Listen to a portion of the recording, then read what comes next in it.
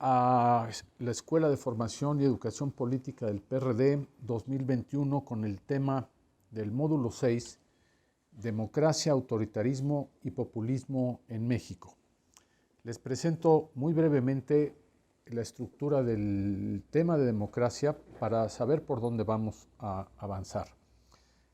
Primero veremos la dimensión etimológica y de la democracia como forma de gobierno, muy brevemente, un par de minutos. Luego veremos el desarrollo histórico de la democracia en el tiempo, desde la ciudad-estado hasta los estados nacionales. Un recorrido muy apretado, pero puntual.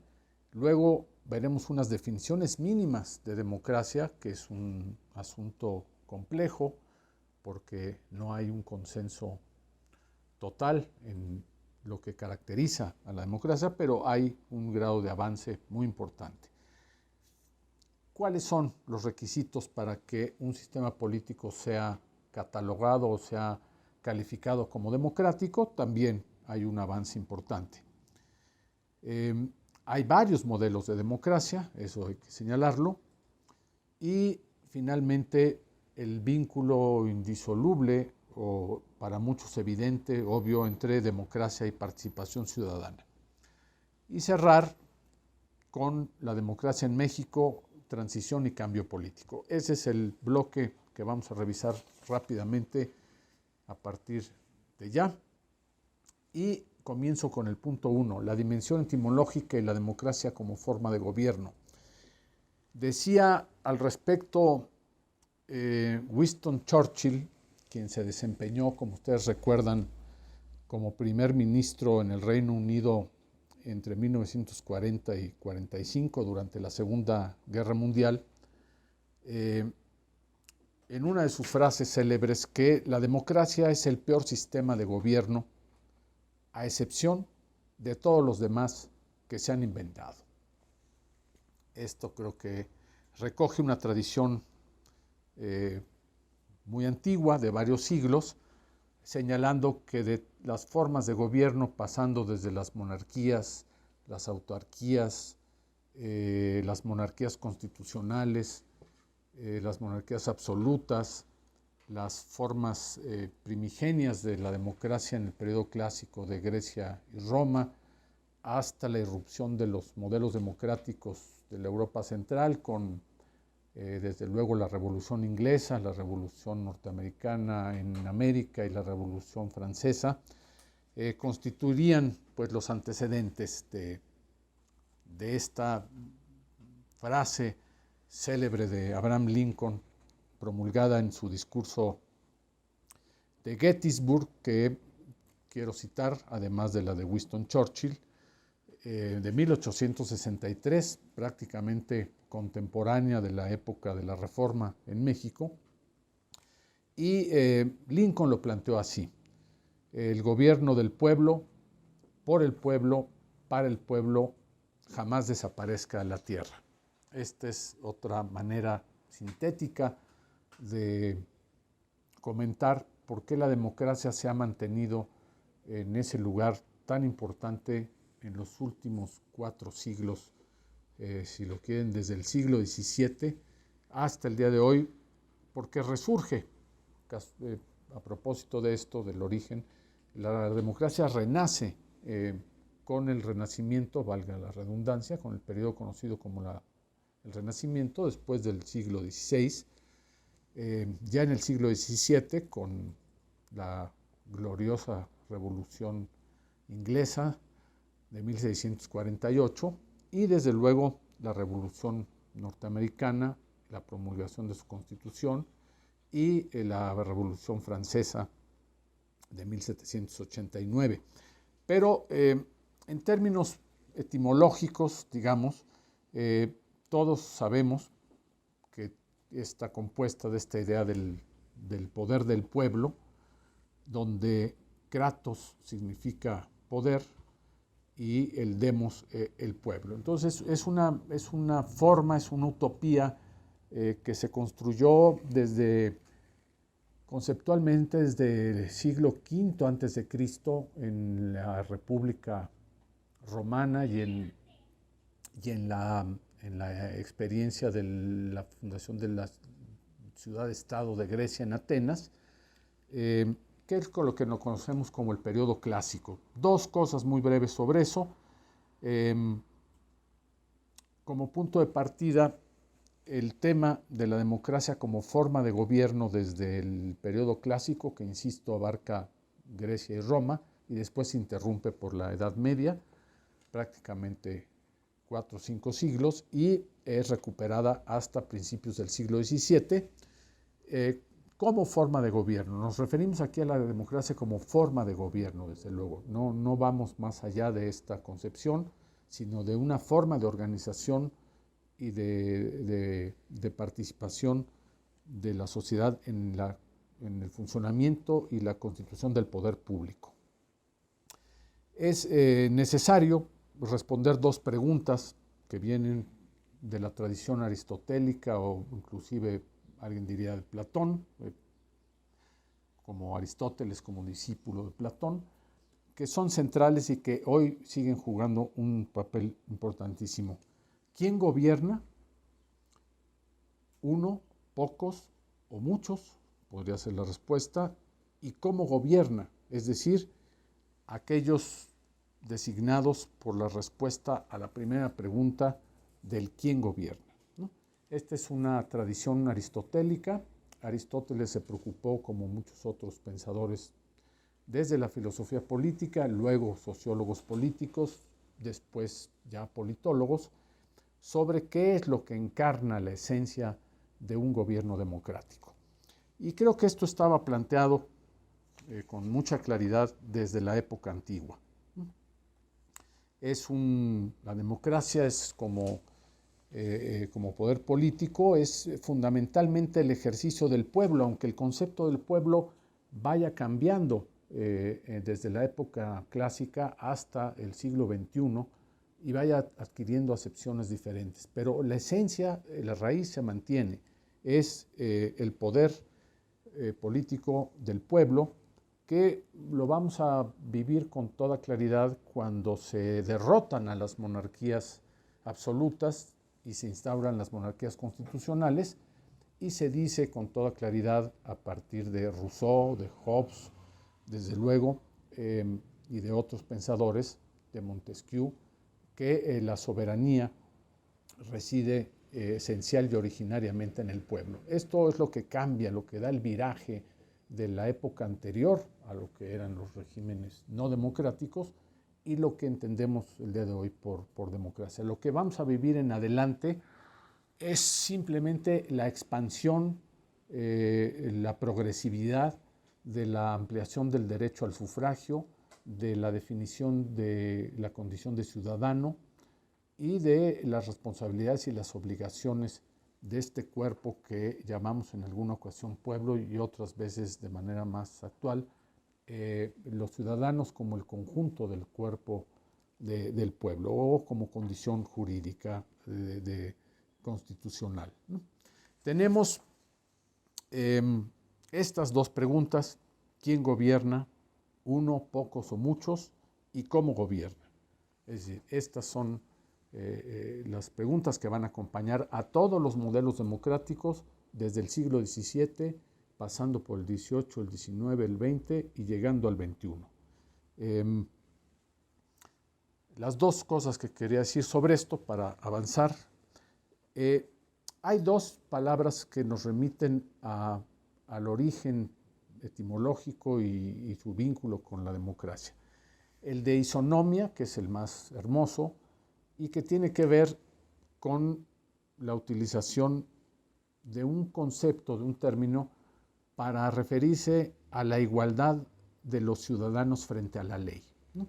En todo caso, podríamos decir que la democracia clásica estaba basada en esta isonomia o en esta forma de la isonomia en la que se buscaba la igualdad de los ciudadanos frente a la ley. Ustedes me dirán, bueno, es que el problema es que los ciudadanos eran muy pocos y los extranjeros, las mujeres, los esclavos, los artesanos, etcétera, no formaban parte del cuerpo de los ciudadanos. Pero bueno, este es el origen. Finalmente, esta igualdad frente a la ley la vamos se va a conseguir después de muchas luchas políticas y de una reformulación muchos siglos después. Esa es una. Y el derecho al uso de la voz en la asamblea y de la palabra y de la opinión, y finalmente la expresión de esto en el voto, que es la isegoria, este derecho a usar la palabra en el pleno de la asamblea, ¿no? Entonces, democracia, isonomia y isegoria ya encarnan, digamos, las cosas sustantivas de lo que va a ser la defensa de la democracia muchos siglos después y que van a formar una tradición en el pensamiento. No nos vamos a detener en la caracterización de las formas platónicas de las formas de gobierno, entre ellas está desde luego la democracia, y donde la igualdad se distribuye a los iguales tanto como a los no iguales. Pero está el problema histórico de quienes estaban bajo esta categoría y de los propietarios y los no propietarios. Posteriormente, Aristóteles también construye su tipología de los regímenes puros de gobierno, en los que ubica desde luego a la monarquía como el gobierno de una sola persona, al de pocas personas como un gobierno aristocrático, como el gobierno de los mejores, pero que también puede desvirtuarse, desbarrancarse, y la politía, o algunos lo conocen como la timocracia, este gobierno de muchas personas y sobre el cual fue bastante crítico Aristóteles. Decía que la democracia era una de las peores formas de gobierno porque la masa no se gobernaba y se perdía, digamos, en el ejercicio del poder. Eso es una concepción muy antigua, siglos antes de Cristo. Las monarquías derivaban en tiranías, la aristocracia derivaba en el gobierno de los ricos, en la oligarquía, y la politeia o la timocracia derivaba justo en el modelo democrático que acababa, según Aristóteles y otros, con la sociedad educada y, decían ellos, educada y participativa. Digamos que había una desvirtuación de la vida pública en este sentido y eran críticos de la democracia. Pero esos son antecedentes. Lo importante es la idea de la libertad ante la ley y la libertad y el derecho al uso de la palabra para la expresión de las ideas. Creo que estas dos son las cosas con las que nos debemos quedar de esa larga historia del origen democrático. Vienen las revoluciones en Inglaterra, en Estados Unidos y en Francia, viene el constitucionalismo democrático y desde luego viene el reavivamiento en el siglo XIX y en el siglo XX de la idea de lo democrático, que encarnó dos elementos distintivos que llegan hasta el día de hoy como pensamos la democracia.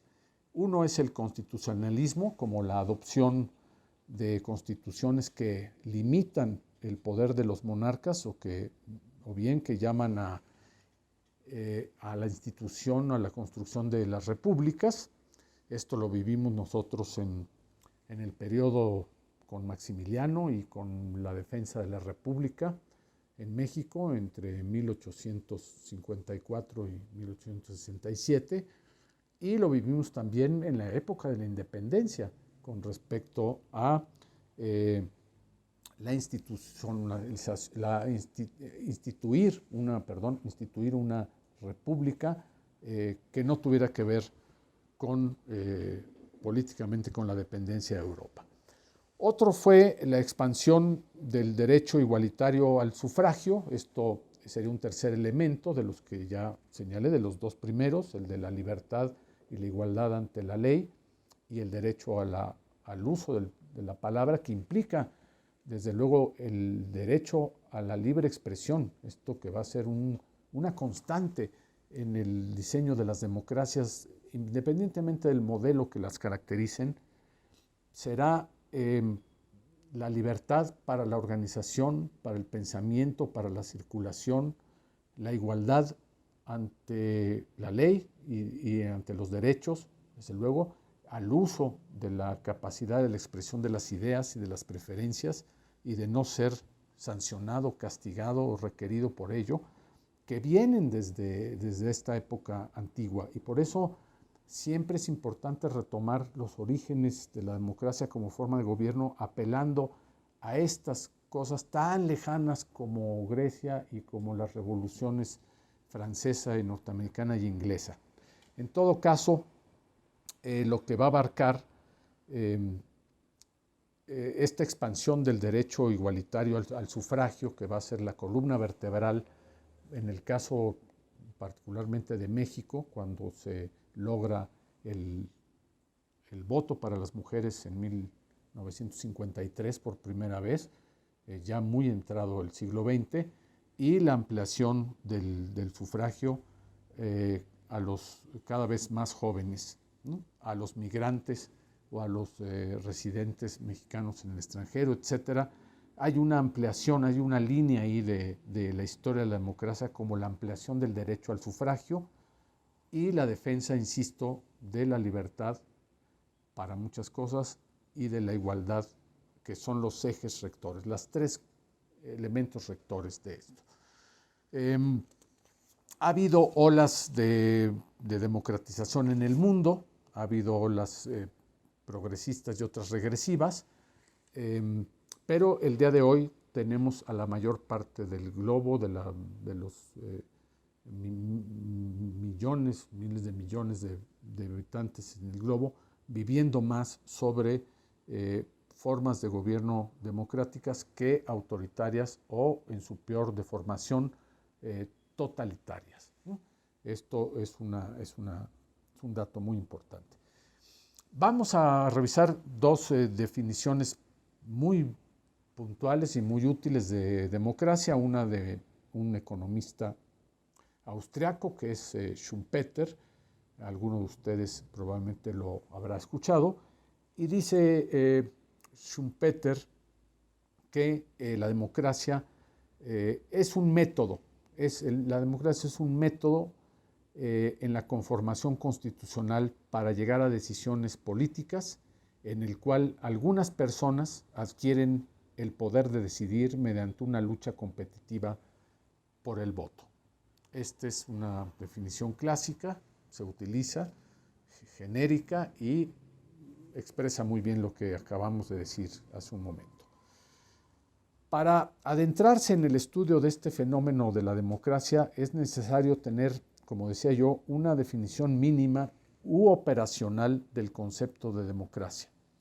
Y para esto la filosofía nos ayuda mucho con un autor italiano, Norberto Bobbio, un clásico de la filosofía política, famoso por muchas cosas, pero aquí vamos a citar su idea mínima y operacional de la democracia. Dice: la democracia en cuanto modalidad contrapuesta a todas las formas de gobierno autoritario, ya sea voluntad de una sola persona como ley suprema, está caracterizada por un conjunto de reglas de carácter primario o fundamental que establece quién está autorizado para tomar las decisiones colectivas y bajo qué procedimientos.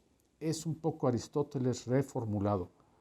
¿Quién gobierna y cómo gobierna? Esto que se dijo 5 siglos antes de Cristo, lo recupera en el siglo XX Bobbio y lo reformula en este planteamiento que dice justamente este conjunto de reglas de carácter primario o fundamental que establecen quién está autorizado para tomar decisiones colectivas y bajo qué procedimientos, ¿no? Hay otras definiciones de Jorge Carpizo, un eminente abogado, rector de la UNAM, presidente del IFE, de Jan Kelsen, de un gran jurista alemán, pero no las vamos a mencionar acá para avanzar en lo que tenemos. ¿Qué son los requisitos democráticos y por qué se habla de requisitos democráticos? Se discute mucho si un país es poco, mucho, casi o suficientemente democrático. Y para hacer operativa esta noción de democracia, se llegó a algunos requisitos, 8 en particular de un teórico norteamericano, se llama Robert Dahl, que también algunos de ustedes probablemente conocen, y que explica cuáles son estos 8 componentes básicos para que un país o un sistema político sea catalogado como democrático. 1. La libertad de asociación para formar partidos, sindicatos, cámaras, grupos, asociaciones políticas, etcétera, que es un derecho básico de cualquier régimen democrático. La libertad de expresión como garantía justamente de la comunicación de valores y principios con derecho al debate y a la libre expresión de las ideas, que es un componente de los 8 importantísimo. Más que nunca esto está presente en el tema de las redes y del papel que los medios de comunicación han jugado en México en los últimos 3 procesos electorales federales. Eso lo entendemos muy bien. La libertad del voto, que sería el tercer requisito que Robert Dahl nos propone en su texto de la poliarquía, que es un concepto que no lo dije al principio, pero que intenta ser más específico y puntual que el de democracia. Él propone sustituir el concepto de democracia para evaluar estos puntos que estoy desahogando y ver si los países cumplen con ellos, ¿no? Entonces el cuarto sería la elegibilidad para los cargos públicos, desde luego, la libertad, el quinto, para que los líderes políticos compitan por apoyos y votos en igualdad de circunstancias materiales y políticas. El 6 sería la diversidad de fuentes de información, lo que llamaríamos el pluralismo mediático. El 7, elecciones libres, justas e imparciales. Y finalmente el 8, las instituciones que garanticen que la política del gobierno depende de los votos. Alguien puede adicionar, quitar uno, darle mayor peso y preeminencia a alguno de los 8, pero creo que Robert Dahl nos ayudó a todos, a los ciudadanos, a los analistas, a los politólogos, a dejar una discusión que era muy ideológica, conceptualmente ambigua, y que de alguna manera nos da una serie de características sobre las cuales es posible definir qué tan democrático es un país o un sistema político. Nos parece bastante buena, es una contribución de la teoría política, para eso sirve, para explicar de mejor manera las cosas que han sido debatidas durante largo tiempo y no se llega a un acuerdo, pero estos 8 puntos permitirían revisar en el caso de México uno por uno y argumentar por qué sí, por qué no, y en ese grado hacer una suerte de calificación de qué grado de avance democrático tenemos. Bueno, pero hay varios modelos democráticos en el mundo. La democracia directa, la democracia representativa, que desde luego tienen características diferentes, y nosotros pertenecemos hace muchos años, muchos siglos, 2 siglos al menos, al de la democracia representativa. La democracia directa se queda en algunas comunidades que no casualmente tienen una población de origen preeminentemente indígena, como Chiapas, Oaxaca, Michoacán, etcétera, donde se ha discutido últimamente la necesidad de la implementación de mecanismos de democracia directa, adicionalmente a todos los instrumentos y mecanismos que se han incluido ahora en el cuadro democrático, como el plebiscito, el referéndum, la iniciativa popular, el derecho a la consulta, etcétera. Pero concentrémonos básicamente en esta idea de la democracia representativa para ir desahogando ya este tema de la democracia y cerrarlo.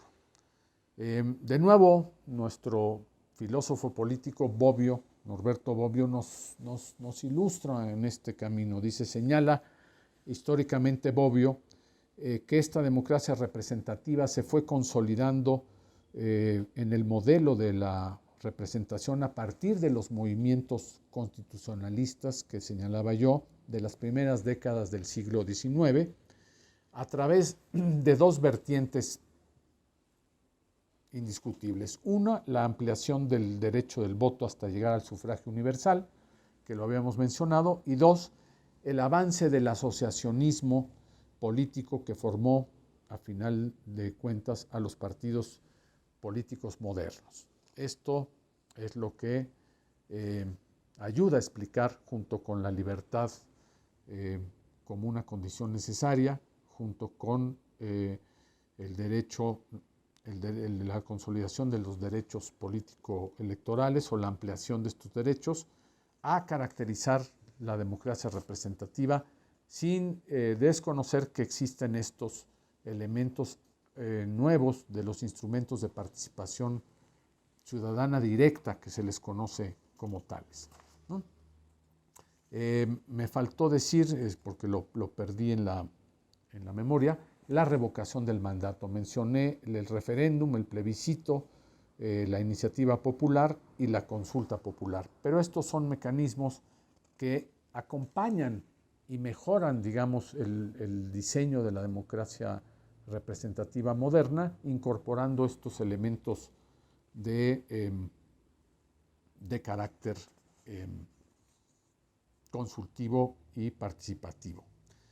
En México, en concreto, la transición y el cambio político han tenido que responder a muchas preguntas como quién organiza y protege los derechos de los ciudadanos, cómo se garantiza el acceso a las prerrogativas y los derechos de los partidos políticos a una competencia justa, cómo hacer más confiable a la autoridad encargada de arbitrar las elecciones, quién imparte la justicia electoral, cómo se accede a la radio y la televisión, cómo hacer comicios verdaderamente confiables entre la mayoría de la población y un largo etcétera, etcétera, que ha sido la historia de nuestro cambio democrático, con las etapas sucesivas del reformismo electoral que están revisadas en el módulo 5 de este programa de trabajo.